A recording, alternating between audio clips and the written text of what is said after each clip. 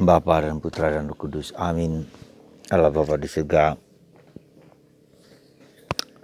Setiap orang, setiap kami merindukan kebahagiaan. Dan seringkali kami menetapkan kebahagiaan pada hal yang kurang tepat. Pada harta, kekuasaan, atau kedudukan. Bantu kami ya Bapa untuk menemukan kebahagiaan hidup bukan hanya di dunia, tapi di surga dengan cara yang benar. Kebahagiaan hanya mungkin di dalam Yesus, bersama Yesus. Meski harus menderita sekalipun. Terpujilah namamu kini dan sepanjang segala masa. Amin. Para saudaraku terkasih dalam Kristus, dalam budaya Batak ada 3 hal yang didambakan setiap orang. Hamuraon, Masangapun, Hagabeon. Artinya apa yang kita miliki, kesuksesan yang kita miliki, harta, kedudukan, posisi, prestis. Dan itu melekat di dalam budaya, ya, budaya yang tertanam kuat dalam kehidupan. Maka harus sukses, harus kaya, harus punya posisi. Ya, maka mereka berambisi untuk sampai kepada titik yang tertinggi itu. Kalau mereka merantau, nggak akan pulang sebelum berhasil. Dan menunjukkan keberhasilan mereka dengan apa yang mereka miliki. Tentu saja ini bukan yang salah. Tentu saja ini bukan sesuatu yang nggak benar.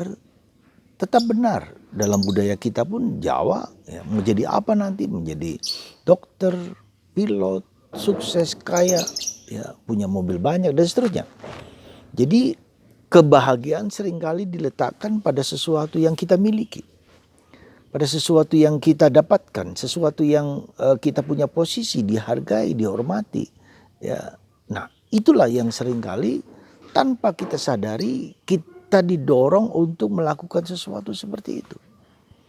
Nah hari ini kita melihat bahwa dalam bacaan Injil Yesus mengatakan harta, ya, menemukan harta yang terindah, terbesar, termulia. Ya. Bahwa ketiga itu juga harta, betul. Tetapi harta, apakah itu harta yang termulia? Apakah harta itu juga akan dibawa ketika kita berada kembali ke surga atau kita mati? Juga tidak. Jadi berharga, yang mulia, yang indah, yang terbesar itu kalau bukan hanya berada di dunia ini, ya, tetapi juga terbawa ketika kita nanti mati. Nah itulah yang mau diajak oleh Yesus. Kalau kita mari kita menemukan harta yang terpendam, yang harus kita cari, yang harus kita gali, yang harus kita perjuangkan. Dan harta itu menyelamatkan aku, membebaskan aku. Nah itu jadi yang berharga, yang mulia. Nah kalau misalnya kita punya kekayaan, punya kedudukan, punya posisi, punya harga, apakah itu akan menyelamatkan hidupku? Coba kita perhatikan sekali. Kalau saya punya harta yang begitu besar, ya, mobil yang banyak, seperti kita melihat dalam presiden kita yang lama, punya segala-galanya. Apakah mereka bahagia dengan itu? Apakah mereka damai dengan itu? Apakah keluarga mereka sungguh-sungguh keluarga yang harmonis? Dan juga tidak. Dan apakah mereka membawa semua itu ketika mereka mati? Juga tidak. Bahkan nama mereka pun menjadi nama yang tercemar. Karena telah memberikan dampak yang tidak baik bagi banyak orang. Nah, sekarang saudaraku terkasih, mari sekali lagi, tentu kita saya tidak mengatakan itu jelek, bahwa orang punya posisi, bahwa orang punya harta, orang punya kekuasaan. Tidak, tetapi orang harus melewati tahapan-tahapan itu, bahwa hartaku, bahwa kebahagiaanku tidak pada apa yang kumiliki, ya, tidak pada apa yang ada padaku, ya, tetapi justru pada apa yang bisa kita berikan pada orang lain. Jadi sekali lagi, kebahagiaan itu bukan apa yang kumiliki, apa yang berada pada diriku, tetapi pada apa yang bisa kubagikan kepada orang-orang lain. Ya, bagikan pada orang lain. Entah itu barang, Entah itu kebijaksanaan, entah itu pengetahuan, entah itu kebaikan apa saja yang bisa kuberikan, sekecil apapun. Nah itulah yang saya kira yang menjadi, karena itulah yang keutamaan yang harus menjadi kunci, karena itulah keutamaan itu yang membebaskan kita dari, yang membawa kita kepada kebersatuan dengan Tuhan. Karena di surga orang diukur bukan pada apa yang dia miliki. Ya, sekali lagi kita harus sungguh-sungguh sadar akan hal itu, gitu loh. Nah untuk sadar seperti itu bukan yang gampang, karena semakin banyak kita mengejar, semakin banyak kita berjuang, semakin kita banyak bekerja dari pagi sampai pagi untuk mendapatkan harta, ternyata tidak semestinya kita mengalami kebahagiaan. Belum tentu. Ketika kita bekerja keras, kita lalaikan istri, kita lalaikan anak. Ketika orang punya posisi yang besar, seperti misal katakanlah yang terjadi viral sekarang ini, dia punya posisi yang hebat, punya segala sesuatu. Ternyata ada sesuatu di balik itu, entah kita tidak bisa menilai, belum bisa menilai. Tapi tidak bisa. Nah saudaraku terkasih, apa yang sebetulnya menjadi usaha kita pertama-tama adalah bahwa kita belajar untuk merasakan bahwa segala harta, segala kekuasaan, segala kedudukan itu tidak memberikan rasa puas dalam diri kita. Ada saat dimana terbatas, segala sesuatu itu fana. Ya.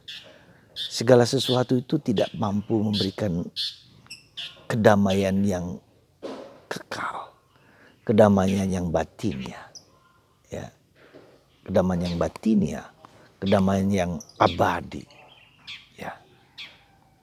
Itu yang harus. Jadi kita katakanlah go beyond the reality. Ya. Kita harus sampai kepada sesuatu yang lebih daripada itu. Dan jangan sampai harta, kekuasaan dan posisi itu menguasai kita. Nah ketika kita dikuasai oleh posisi ini, kita menjadi rakus, kita menjadi pelit, kita menjadi diikat oleh barang-barang itu. Nah sampai ke sana saudaraku terkasih, ya. Sampai ke sana. Nah ketika kita tidak mendapatkan itu, ada dorongan batin untuk go beyond. Nah itulah yang dikatakan oleh Yesus, tebarkan jalamu di tempat yang lebih dalam. Tidak hanya orang jatuh kepada hal-hal lahiriah, tidak hanya orang jatuh kepada sesuatu yang nampak, yang kelihatan, yang dikagumi banyak orang, bukan, tetapi yang masuk lebih dalam. Nah disinilah hidup batin kita masuk. Nah hidup batin itu juga melampaui juga hal-hal yang lahiriah.